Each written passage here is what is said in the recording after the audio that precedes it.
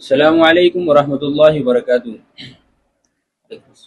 مولانا ایک آج بات کی جاتی ہے، بہت ٹائم سے کی جاتی ہے، وہ کہ اسلامک اسکول جو ہیں ان کا قیام کرنے کا ذکر بار بار کیا جاتا ہے۔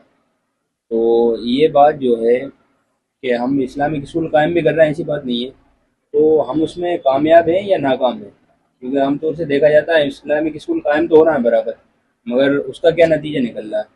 کیا اس کا کوئی فائدہ ہو بھی رہا ہے ہماری ملت کو یا کچھ نہیں ہو رہا؟ وعلیکم السلام ورحمۃ اللہ وبرکاتہ۔ بہت شکریہ، آپ نے بہت اہم سوال کیا ہے اور واقعتاً this is the most important question should be address this time around.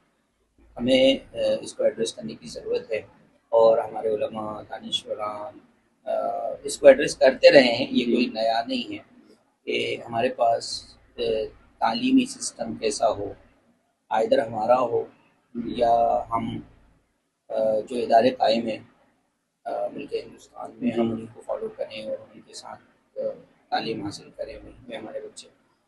تو اس میں ہمارے اپنے اسکولس کا قیام بھی وجود میں آیا، یعنی لوگوں نے اسٹارٹ کرنا، اسٹیبلش کرنا شروع کرے اسکولس، ایون کالجز بھی قائم کرے، اور ایک بہت اچھا اسٹیپ رہا اور ہے اور ہونا چاہیے۔